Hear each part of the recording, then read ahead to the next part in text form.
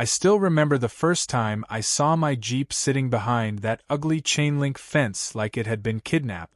The sun was barely up, the asphalt still damp from the sprinkler system that watered more sidewalks than grass, and there it was, my pride and joy, parked crooked, hazard lights blinking like a dying animal. The sight made me think I was in the wrong neighborhood entirely, like I had woken up in some back alley impound lot instead of the pristine suburban cul-de-sac where people argued about mailbox paint and HOA-approved mulch. But then I noticed the little cardboard sign taped to the fence. Unauthorized vehicles will be towed. Fees apply. In bold, shaky handwriting. No company logo, no city permit, nothing official at all. Just Sharpie on poster board. And taped below it? My license plate number scribbled out like a trophy. I hadn't lived there long, 2 months top. I picked this subdivision because it was newer, quiet, supposedly family-friendly, though all I had seen so far were retirees power-walking in neon sweatbands and a suspicious number of identical SUVs. I knew there was an HOA, of course. Every development has one now, as unavoidable as property taxes, but mine was supposedly low-key. Monthly dues under $100, some landscaping, snow removal, the usual. Nothing about vehicle seizures in the glossy pamphlet they handed me at closing. So imagine my surprise when my Jeep, which I had legally parked in front of my own house, wound up trapped behind that fence like contraband. At first, I thought I had misunderstood. Maybe I'd accidentally parked in a fire lane, though there weren't any red curbs. Maybe the city had some ordinance about overnight parking. But the truth came when I marched over, rattled the gate, and saw Karen. You know the type. Mid-50s, athleisure outfit that screamed tennis team captain, hair sprayed into a helmet, clipboard clutched like a sheriff's badge. She walked out of the makeshift office shed. Yes, she had a shed, like she was running customs at the border. She had a fanny pack with a whistle clipped to it. A whistle. "Oh, you're up early," she said, smug like she'd already won. "Looking for something?" "My Jeep," I answered, trying to keep the sarcasm out of my voice but not really succeeding. "The one you've got locked up like a stolen bike." "That vehicle was parked in violation of HOA standards," she replied, tapping her clipboard like it held the Constitution. "Improper tire alignment with the curb, extended overnight stay, and visible aftermarket modifications not in keeping with community aesthetic." "I swear," she said, "community aesthetic," like she was curating an art gallery. I almost laughed, but she was deadly serious, chin lifted, eyes blazing like she'd personally taken down Al Capone. "Right," I said slowly. "So you just towed it?" "Not towed. Relocated for compliance assessment. There is a difference." I leaned on the fence, studying her operation.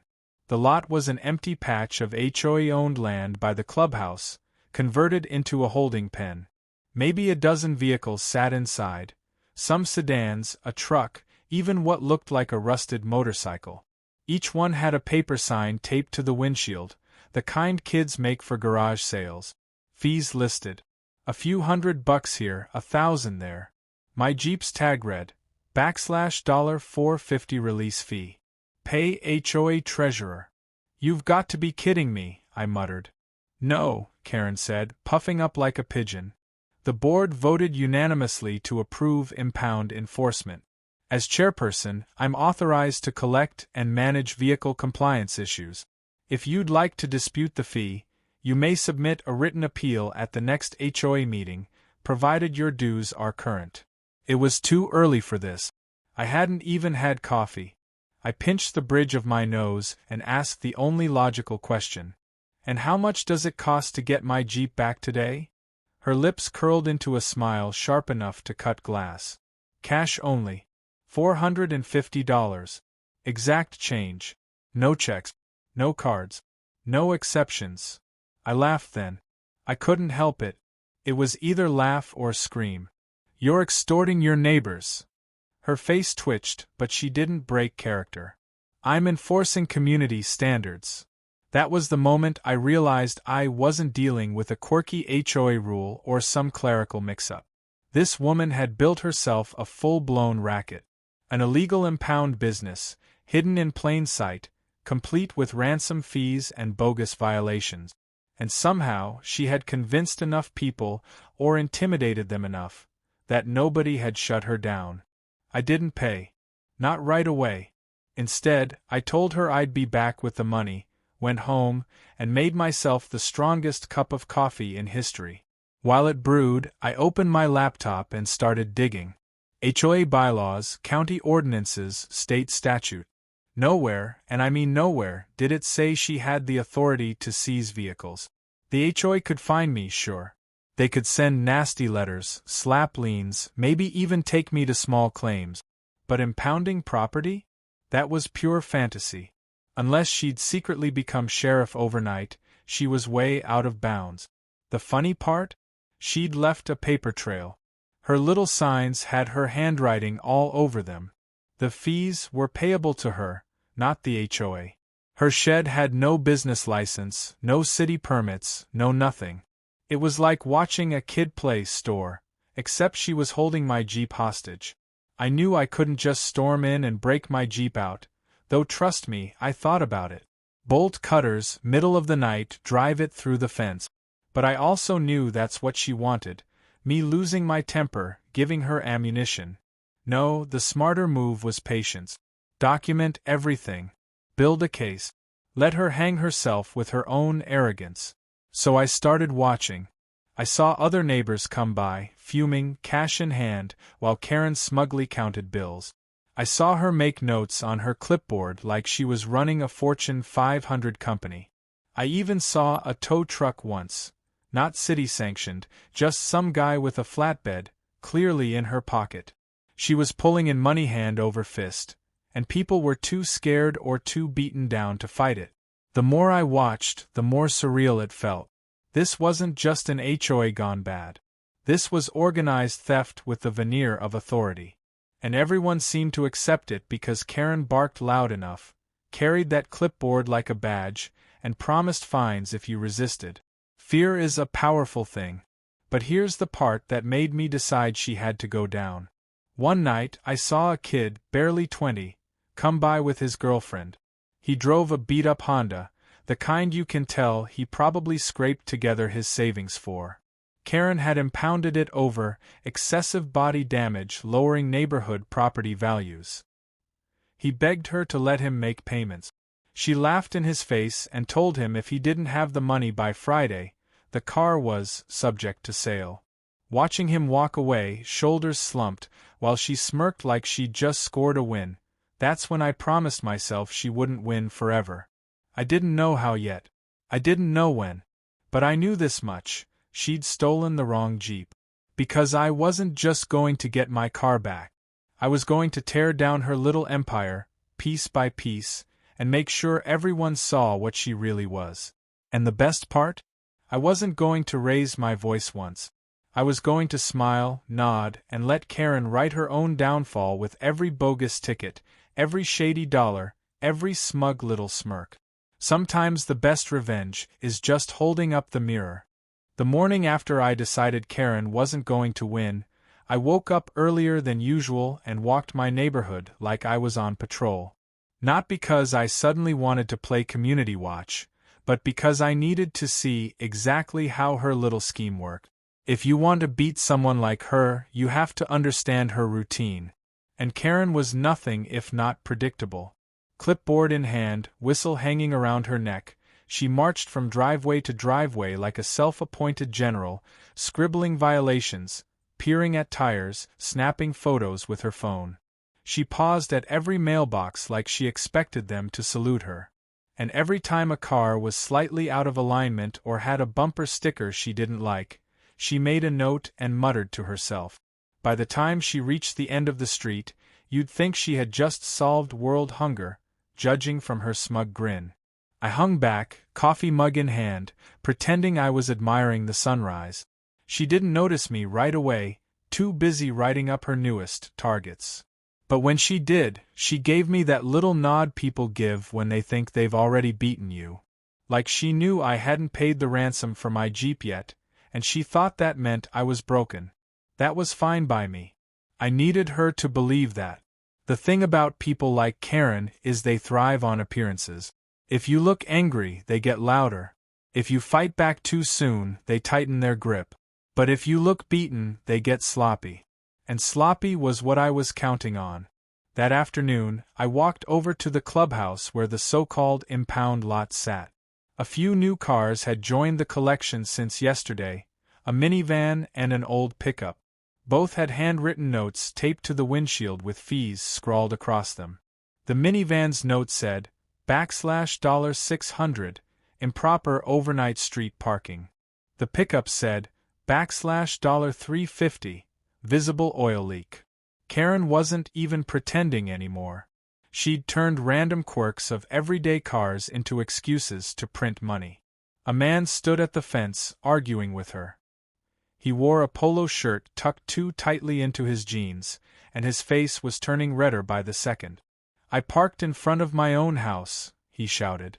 "My driveway was blocked by a delivery truck. You can't just take my van." Karen folded her arms. "Rules are rules, Mr. Caldwell. Parking overnight on the street is a violation. The board gave me full authority to handle enforcement." "I want to see the paperwork," he demanded. Karen smirked. "Then submit a request at the next meeting. Until then, $600. Cash." I watched him storm off, muttering curses under his breath. His wife pulled up a moment later, kids in the back seat, asking what happened. When he explained, she burst into tears right there on the sidewalk. The kids started crying too, scared and confused. And Karen? She blew her whistle at them, telling them they were disturbing the peace. That was when I knew this wasn't just about me. It wasn't about my Jeep or Karen's obsession with control. This was bigger. She had turned the HOA into her personal fiefdom, and everyone else was paying tribute. If nobody stopped her, she'd keep going until she squeezed every last dime out of the neighborhood. I spent the next week collecting evidence. Photos of her signs, videos of her demanding cash, audio recordings of her violations that made no legal sense. I learned quickly that her authority came from smoke and mirrors. She claimed the board had voted on this, but when I checked the HOA's official minutes online, there was no mention of an impound program. The bylaws gave her power to issue fines, not to seize property. And even fines had to go through due process, with notice and appeal. She was skipping all of that, counting on intimidation to keep people from fighting back. One evening, I struck up a conversation with one of my neighbors, a retired teacher named Mr. Harris. He'd lived in the neighborhood for 10 years and had seen Karen rise from concerned neighbor to full-blown tyrant. He shook his head when I asked how she got away with it. "She's loud and she scares people," he said. "Most folks don't know the rules. She waves that clipboard around, and they assume she must be right. And if they question her, she threatens to fine them more. I've seen families move out because of her." "Has nobody ever called the police?" I asked. He sighed. "Once or twice. But she's clever. She tells them it's an HOA issue, not a criminal one. The cops don't want to get involved in neighborhood squabbles, so they leave it alone. Meanwhile, she keeps cashing in." That night, I sat at my desk and thought hard about what I wanted to do. I could call the cops myself, sure. But if they shrugged and walked away, Karen would know I was coming after her, and she'd double down. No, I needed to play this smarter. I needed allies. So I started small. I talked to neighbors when Karen wasn't around, asking quiet questions, letting them vent. People were angry, but they were also scared. Some of them had already paid hundreds just to get their cars back, money they couldn't afford to lose. Others had pending violations they were dreading. They all wanted her gone, but nobody thought it was possible. That's when I realized the most important piece of the puzzle. Karen wasn't strong. She only looked strong because everyone else felt weak. If I could show them she wasn't untouchable, the whole illusion would crack. I didn't reveal my full plan yet, but I did something simple. I started a group chat with the people I trusted most. The Caldwells, Mr. Harris, the young couple whose Honda she had nearly sold off. I told them I was gathering evidence, and that we needed to stay calm, patient, and united. I told them not to confront Karen directly, just to document everything. And slowly, their fear started to turn into quiet determination. Meanwhile, Karen kept pushing.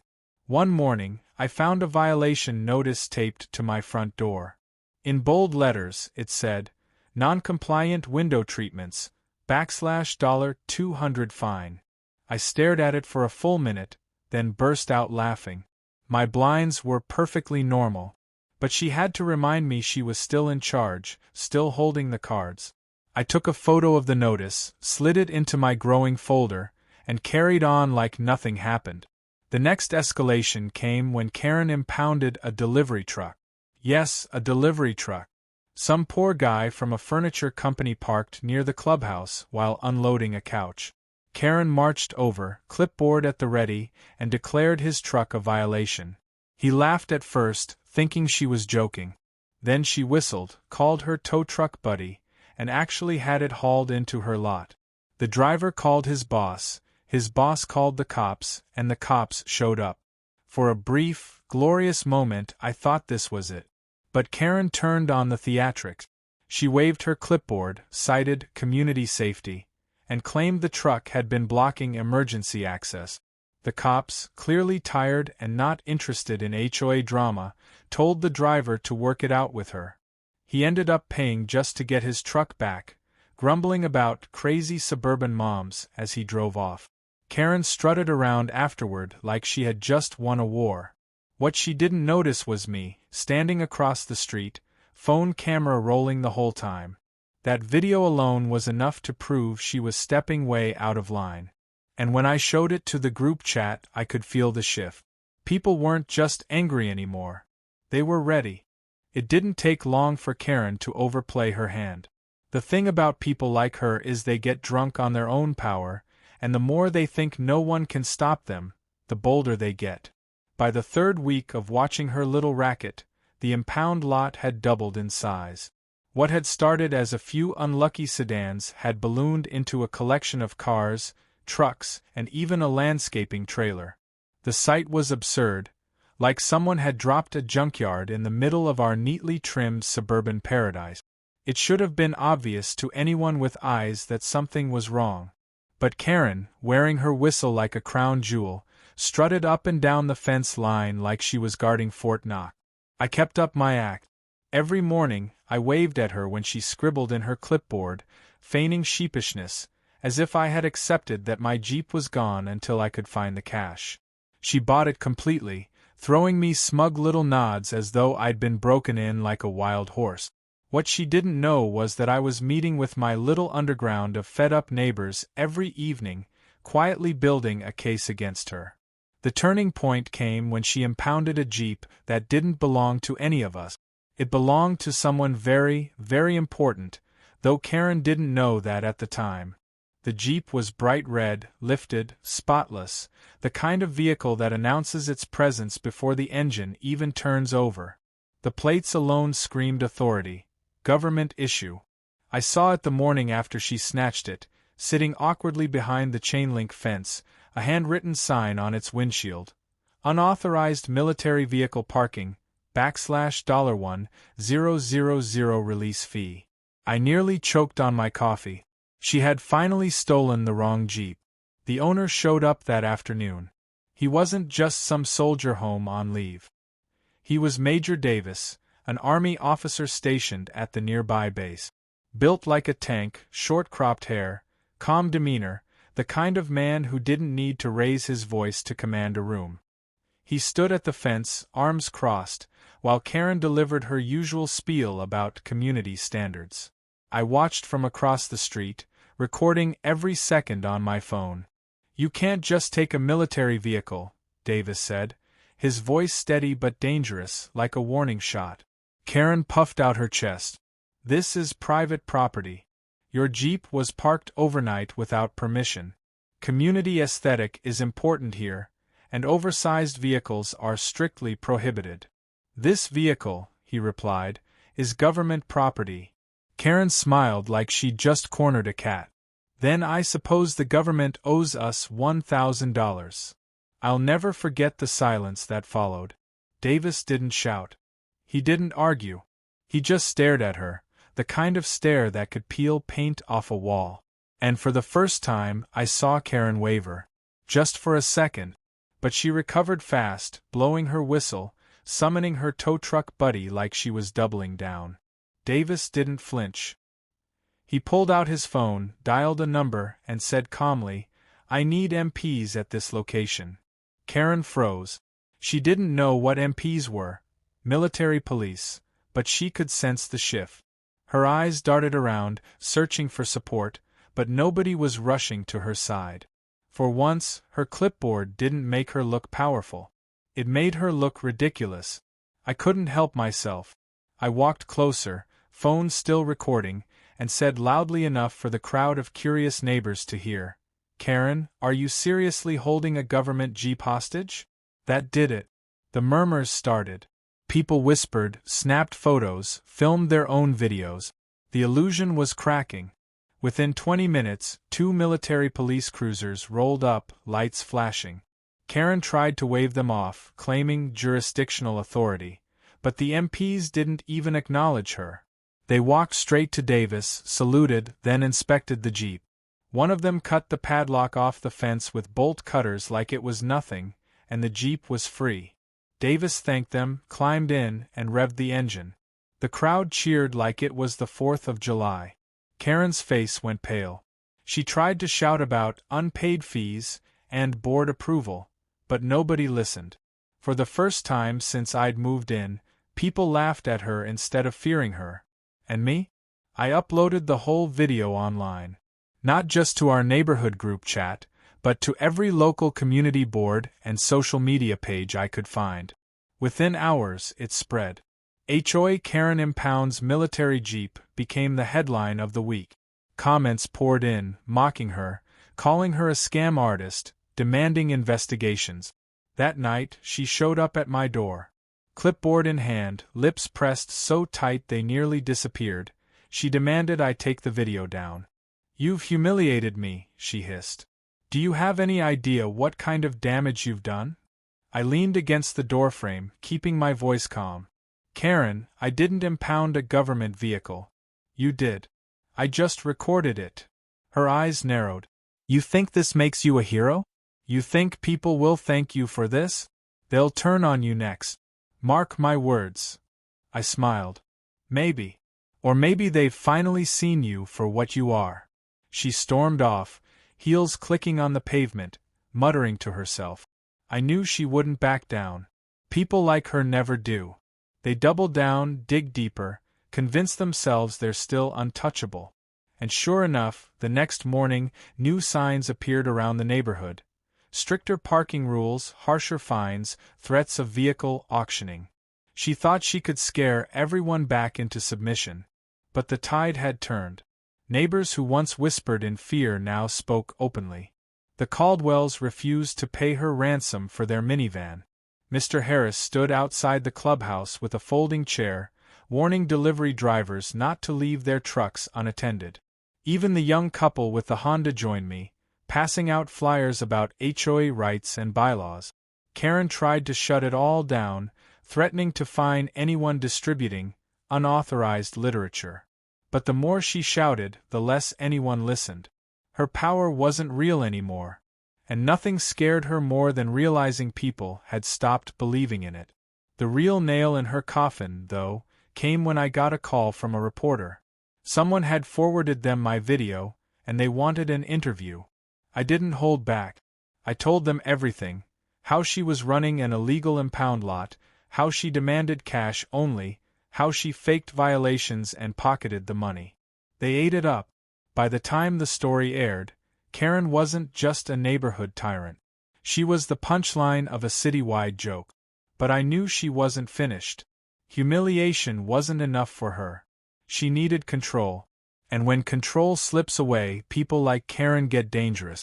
Sure enough, 2 days later, my Jeep disappeared again.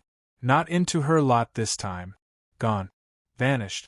I came home from work, and the space in front of my house was empty. No note, no sign, nothing. I called the police, filed a report. They asked the usual questions: when I'd last seen it, whether I had spare keys, whether I'd fallen behind on payments. I told them about Karen, of course.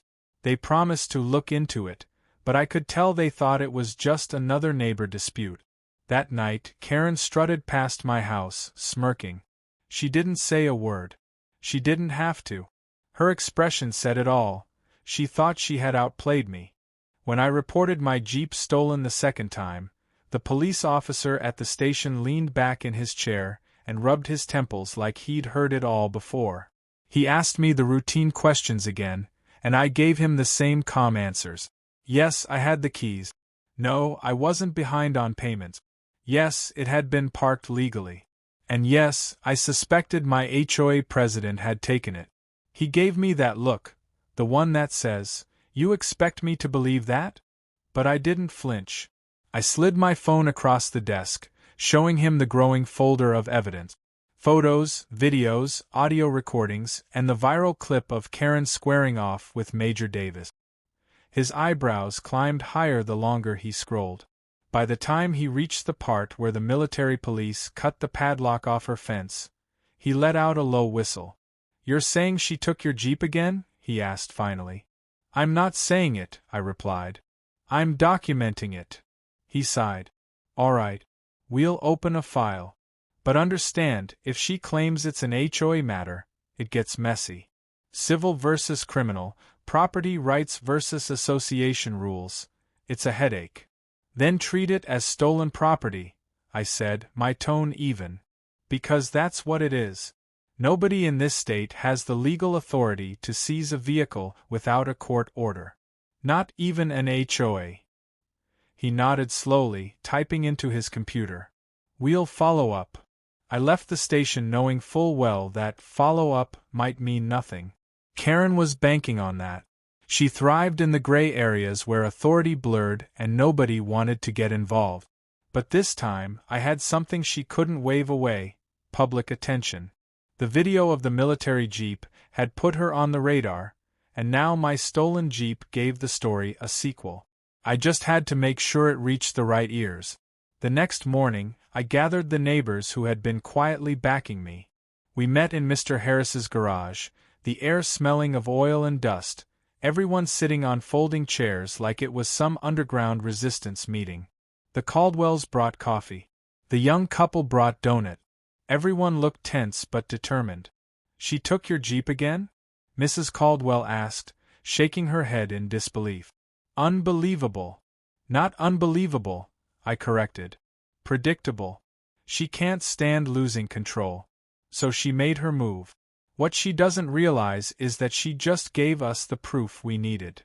I spread my documents across an old workbench, printouts of the bylaws, screenshots of Karen's fake signs, stills from my video recordings. She's not enforcing community rules. She's running an illegal impound business. That means fraud. That means theft. That means criminal charges. The young man with the Honda clenched his fist. "So what do? We stop playing defense," I said.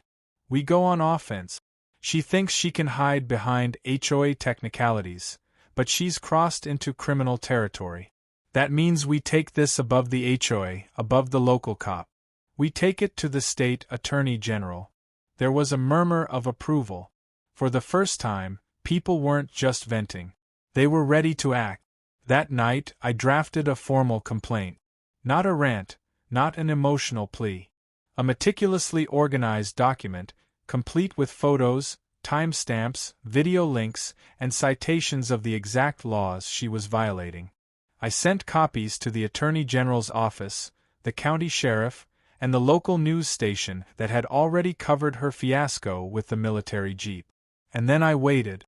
Karen, of course, didn't. She escalated. 2 days later, I found a notice taped to my front door in big red letters. "Property lien pending. Non-compliant resident." It was laughable. HOAs can file liens, sure, but only after a lengthy process involving fines, hearings, and court filings. None of that had happened. This was just another scare tactic. But the bold red letters were meant to send a message. She wanted me gone. I left the notice taped to the door where everyone could see it. By lunchtime, neighbors were stopping to read, shaking their heads, snapping photos. Karen thought she was intimidating me. In reality, she was embarrassing herself.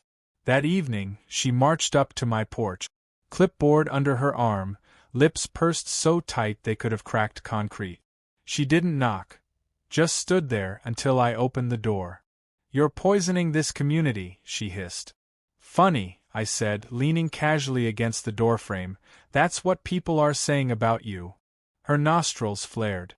"You think you're clever, making videos, stirring up trouble. But you don't understand how this works. I've built this neighborhood. I've maintained order. Without me, these people would destroy everything." I raised an eyebrow. "Order isn't extorting your neighbors and stealing cars." Her face reddened. "You'll regret this." "Maybe," I said. "But I'll regret it a lot less than you will." She stormed off, muttering threats under her breath. The next day, the sheriff's office finally called. They wanted me to come down and give a statement. I arrived to find not just the officer I'd spoken to before, but two detectives.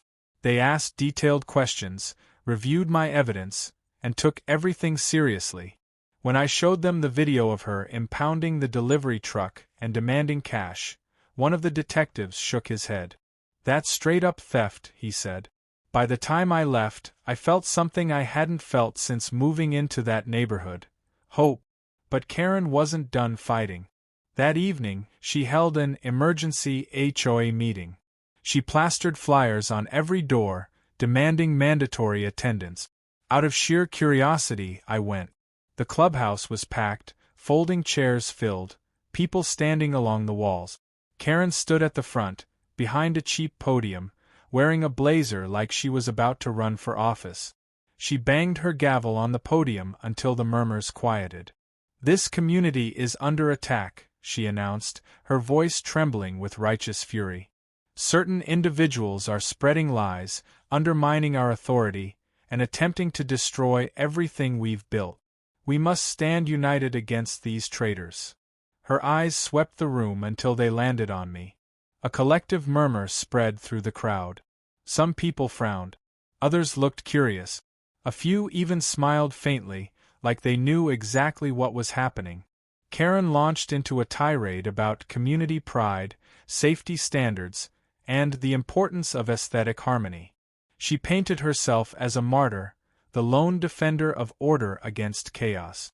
Then she unveiled her latest scheme: a vote to grant her expanded enforcement powers, including the ability to seize property and collect community restitution fees. It was laughable.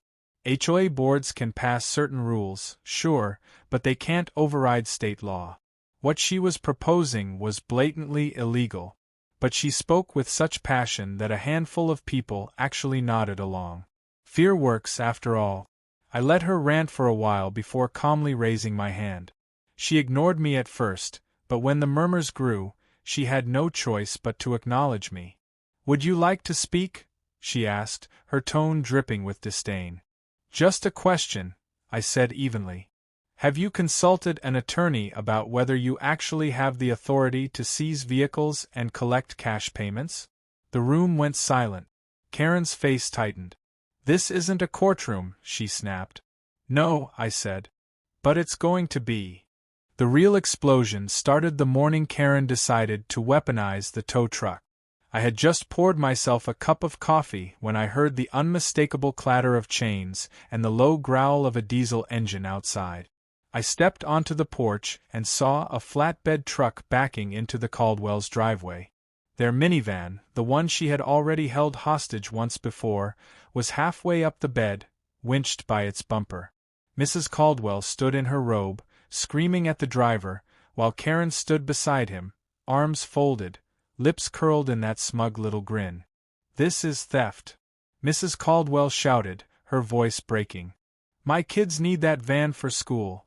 "Non-compliant vehicle, unpaid fines," Karen declared, waving her clipboard like a magic wand. "The board has authorized repossession." I pulled out my phone instantly, recording. The tow driver looked uncomfortable, muttering that he was just following orders, but Karen barked at him to keep going. She was drunk on power, blind to how ridiculous she looked, barking HOA jargon while neighbors poured out of their houses to watch. Mr. Caldwell ran out, red-faced, demanding to see paperwork. Karen handed him a handwritten slip of paper, no letterhead, no signature except her own. He tore it up in front of her, but the truck kept pulling. Their kids stood on the lawn, crying, clinging to their mother's robe. That was it for me. I stepped off my porch, still filming, and shouted, "Everyone, record this! Get your phones out! She's stealing their van in broad daylight." Dozens of phones lifted. Neighbors who had once been silent now documented every second. Karen spun toward me, face twisting in fury. "This doesn't concern you," she screeched. "It concerns all of us," I said calmly. "Because you're not just harassing people anymore. You're committing grand theft auto." Her face turned scarlet. She blew her whistle so hard it squealed like a dying animal. "Stop him! Stop recording!" she shrieked. But the crowd didn't stop. If anything, more phones appeared. The tow driver hesitated, clearly spooked. "Lady, this doesn't feel right," he muttered. Karen jabbed a finger at him. "Do it, or I'll report you for breach of contract." "Contract with who?" I called out. "You? The HOA doesn't have authority to seize vehicles. You're running a scam, and everyone here knows it." Gasps rippled through the crowd. The driver stopped the winch. Karen lunged toward him, grabbing his arm, but he shook her off. "I'm not getting arrested for this," he muttered, lowering the van back onto the driveway. The Caldwells hugged their kids, tears of relief streaming down their faces. The crowd cheered. And Karen?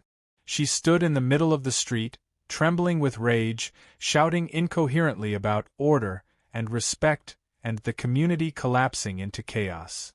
But no one listened. For the first time, she had lost. I posted the video online that afternoon. Within hours, it exploded. HOA Karen steals minivan in front of kids went viral faster than the military jeep story.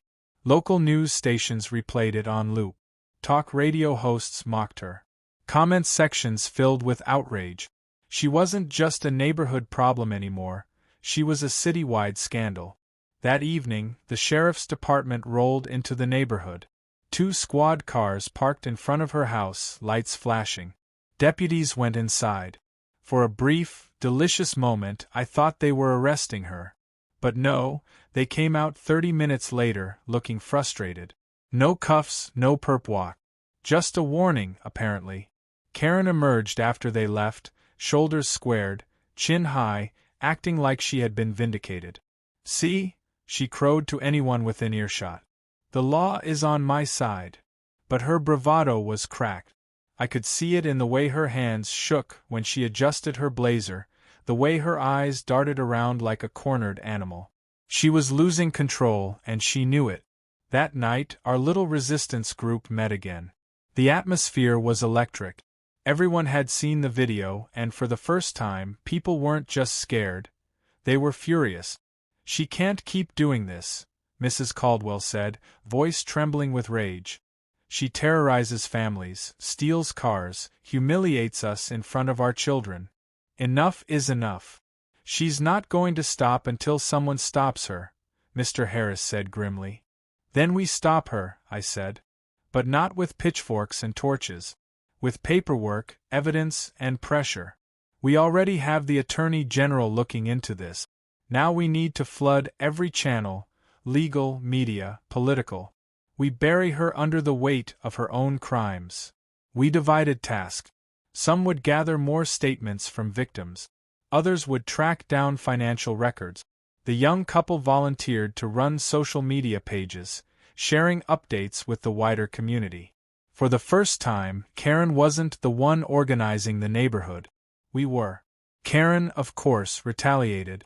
The next morning, flyers appeared on every door accusing me by name of slandering the community and conspiring to destroy property values. She demanded my immediate eviction, claiming I was a danger to harmony.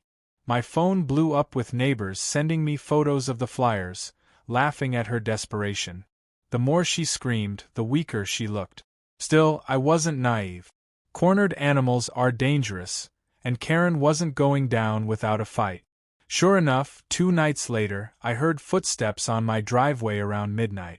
I peeked out the window and saw 2 men crouched by my Jeep, or what I thought was gone, until I realized it wasn't my Jeep at all. It was a decoy, a rental SUV I had parked in its place, knowing Karen would try something. One of the men carried bolt cutters. The other held a crowbar. And standing at the curb, whispering orders, was Karen herself. I hit record on my phone, then called 911. "This is my name," I told the dispatcher. "My HOA president is attempting to steal a vehicle off my driveway. I have it on video." Police arrived within minutes, lights flashing. The men bolted, Karen shrieking at them to come back. The officers questioned her on the spot, while I stood on my porch filming. She tried her usual lines about community enforcement, but the cops weren't buying it. They warned her again, this time more sternly, and told her if she interfered with private property again, she'd be facing charges. The next morning, the video was online.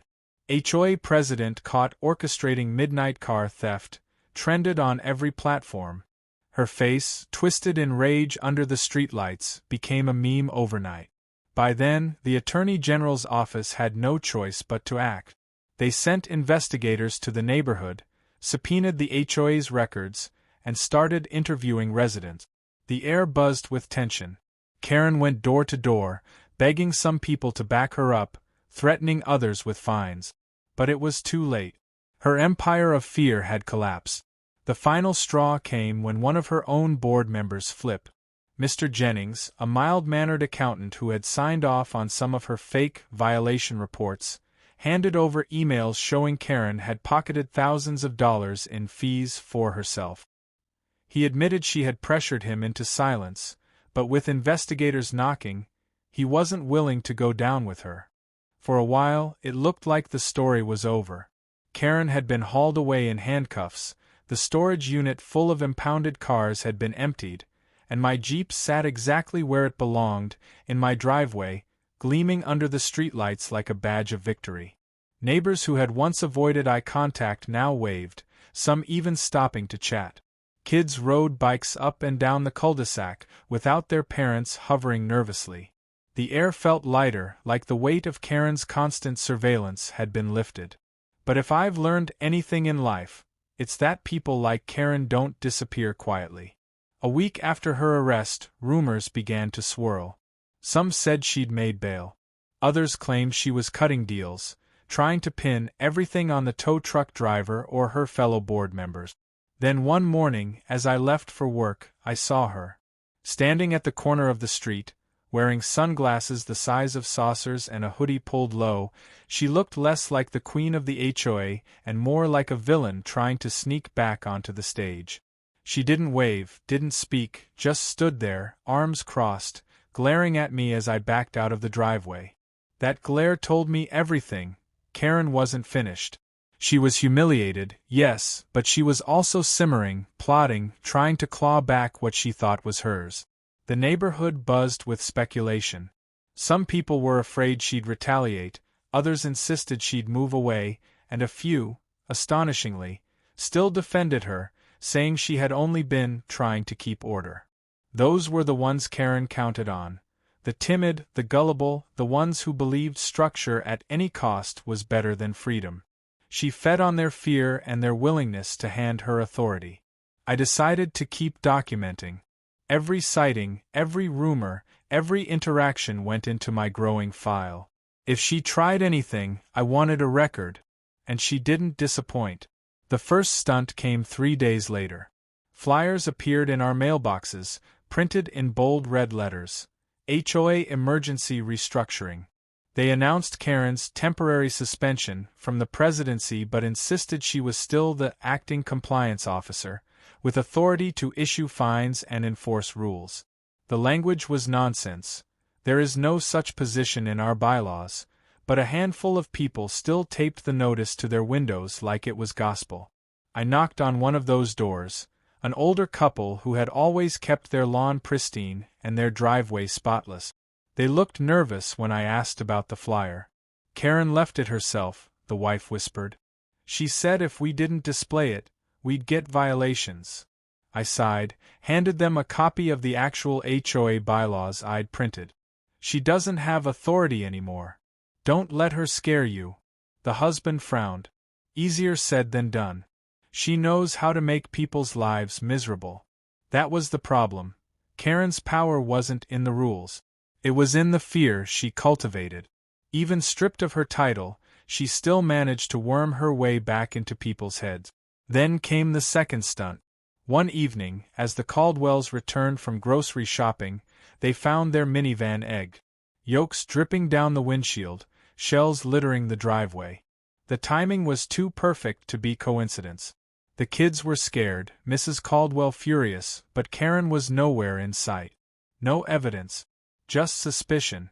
2 nights later, Mr. Harris woke up to find his garden trampled, plants uprooted, sprinklers smashed. Again, no proof, but everyone knew. Karen had a way of punishing dissent without ever being caught in the act. I wasn't spared either. One morning, I found a note tucked under my windshield wiper, written in jagged black marker. "This isn't over." No signature, no name, but who else could it be? I brought all of it to the sheriff's office, but without hard evidence, their hands were tied. "We need more than suspicion," the detective told me. "If she violates her bail conditions, we'll act. Until then, keep documenting." So I did. I installed cameras around my house, motion lights in the driveway, and an old-fashioned lock on my backyard gate. I wasn't paranoid, I was prepared. Because Karen might have lost her empire, but she still had fight left in her. The real twist came when we learned she wasn't working alone. Remember the tow truck driver? Turns out he had deeper ties to Karen than anyone realized. He wasn't just some guy she paid under the table. He was her cousin. Together, they had built the entire scheme, him hauling the cars, her pocketing the cash. When the investigators dug deeper, they uncovered bank transfers, fake invoices, even storage rental receipts in his name.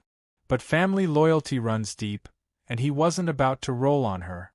Instead, he doubled down, showing up at neighborhood meetings to shout that Karen was innocent, that she had been set up by ungrateful residents. His presence stirred tension, reigniting old fears. Some neighbors avoided meetings entirely, unwilling to risk confrontation. That's when I realized this wasn't just about Karen anymore. It was about what kind of neighborhood we wanted to be. Fear-driven or free. So I proposed something bold. A recall election. We couldn't just remove Karen from the presidency, she was already suspended. But we could dissolve the entire board, every last one of them who had stood by while she ran her scam. Start fresh. Rebuild from the ground up. At first, people balked. Too much hassle, too much paperwork, too risky. But I reminded them of every humiliation, every stolen car, every tear Karen had wrung from families who just wanted to live in peace. Slowly, momentum grew. Petitions circulated. Signatures piled up. By the end of the week, we had enough to call a special meeting. Karen caught wind, of course. She showed up that night, uninvited, wearing a blazer like armor and carrying her clipboard like a sword. She tried to take the podium, but the crowd shouted her down. The energy in the room was electric, anger, relief, hope all tangled together. "This meeting is illegal," Karen shrieked, voice cracking. "I am still the president. I demand order." But no one obeyed. For the first time, the community was united against her. People who had once trembled at her whistle now laughed openly. Someone even mimicked her shrill blast, and the room erupted in cheers. When the vote was called, it wasn't even close. The entire board was dissolved. A temporary committee was formed, made up of residents who actually wanted to serve, not rule. The bylaws were dusted off, the finances reviewed, and for the first time, the HOA actually resembled what it was supposed to be. Neighbors helping neighbors. Karen stormed out, swearing vengeance, vowing lawsuits, threatening to bankrupt us all. But her voice sounded hollow, her words empty. She had lost the one thing she valued most: control. Still, I didn't let my guard down. I knew she had one last play. People like Karen don't fade into the background. They ignite, burn bright, and then explode. And when they explode, they take as much down with them as they can. I just didn't know yet what form that explosion would take. But I could feel it coming like static in the air before a storm. And I promised myself, when it hit, I'd be ready. Because Karen wasn't going to be the one to write the ending to this story. I was. The storm finally broke on a Saturday afternoon, the kind of day when the sun hangs lazy in the sky and the whole neighborhood seems to exhale at once. Kids were chalking on sidewalks, lawn mowers droned in the distance, and for a moment it almost felt like we had our community back. Almost. Because then Karen made her final move, and all the calm evaporated in an instant. I first noticed the smoke. A thin gray column curling into the sky from the direction of the old clubhouse lot, the very place Karen had turned into her private impound yard. I grabbed my phone and walked fast, half expecting it to be a grill or maybe some kids lighting fireworks early. But as I rounded the corner, I saw her. Karen stood in front of the shed she'd once used as her office, clipboard still clutched like a holy relic, watching flames lick out of the windows. She had a can of lighter fluid at her feet and that wild gleam in her eyes, the look of someone who had decided if she couldn't win, nobody would. "Karen!" I shouted, but she didn't flinch. She just glared at me, lips curled into a sneer. "This community was mine," she spat, her voice shrill over the crackle of fire. "I built it, I kept it clean, and you," she jabbed the clipboard at me, "you destroyed it." Neighbors came running, gasps rising from the crowd as the fire spread. Someone yelled to call 911.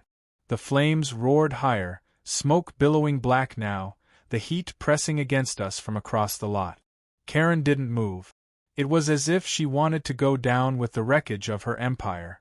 I stepped closer, careful, measured. "Karen, you need to put that out before someone gets hurt," I said, keeping my voice calm, the same way I'd kept it calm since the first day she locked my Jeep behind that fence. Her laugh was sharp, unhinged. "Hurt? They should thank me. Without me, this place will fall apart. You think you've won, but you've killed order. You've killed beauty. You've killed me." The fire engine sirens wailed in the distance, growing closer. Neighbors pulled back, afraid the shed would explode if it reached the fuel cans she stored inside. But I stayed, filming with one hand, speaking with the other. "You're not order, Karen," I said. "You're chaos in a clipboard. And everyone here finally sees it." For a second, something flickered in her eyes. Doubt? Regret? Hard to tell. But it was gone as fast as it appeared, replaced by raw fury. She lifted the lighter fluid, shaking it like a weapon. Before she could squeeze, the fire trucks screeched onto the street. Firefighters leapt out, hoses blasting arcs of water that hissed against the flames. Deputies followed close behind, guns drawn, barking commands. Karen froze, the lighter fluid trembling in her hands. For the first time, her whistle hung silent around her neck. The deputies moved in, cuffing her as the firefighters doused the last of the fire.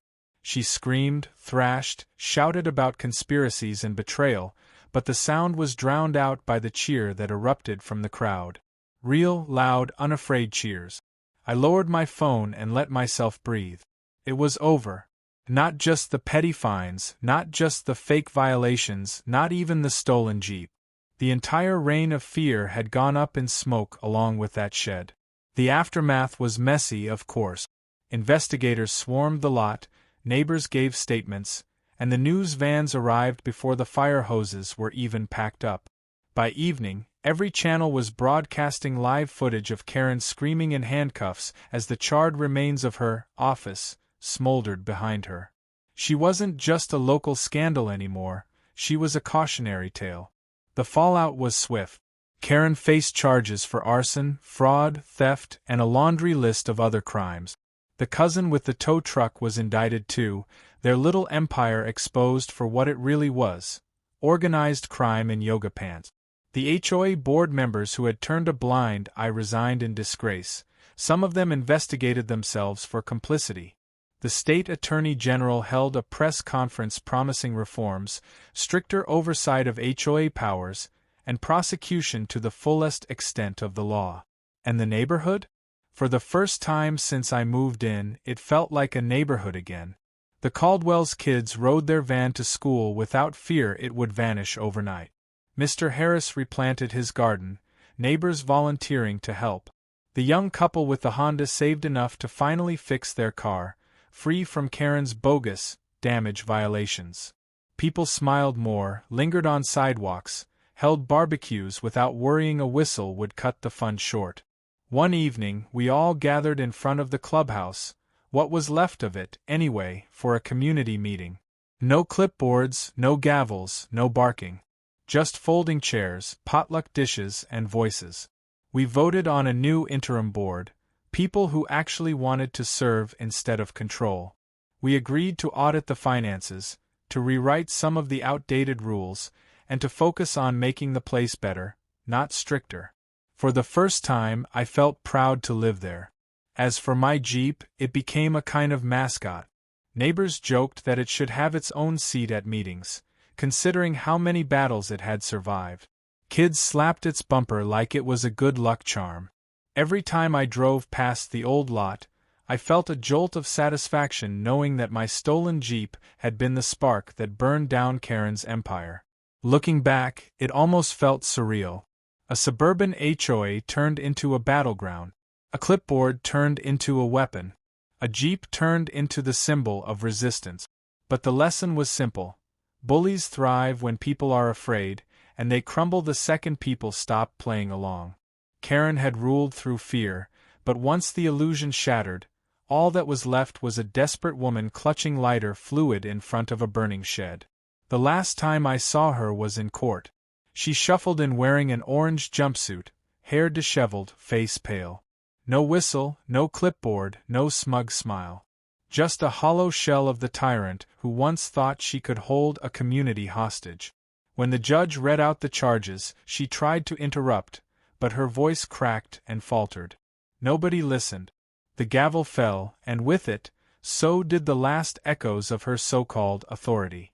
Afterward, as I walked out of the courthouse, reporters swarmed, shoving microphones in my face. "What do you have to say about Karen?" one asked. I paused, thought about it, then answered the only way that felt right. "She stole the wrong Jeep," I said. "And the wrong neighborhood." That line made the evening news. Neighbors laughed about it for weeks. But behind the humor was the truth. Karen had underestimated us. She thought we'd fold, pay her fees, live under her thumb forever. She thought we'd be too afraid to fight back. She thought wrong. Now, when I sit on my porch with a cup of coffee, I watch the kids play, the neighbors chat, the sprinklers misting the lawns. It's peaceful, the way it should have been all along. No more whistles. No more bogus fines. Just a community that finally remembered it didn't need a dictator to survive. And every time I glance at my Jeep, parked solidly in the driveway, I smile. Not just because I got it back, but because of what it represents. Patience, persistence, proof that the long game works, proof that even the loudest tyrant can be silenced with enough truth, enough evidence, and enough neighbors willing to stand together.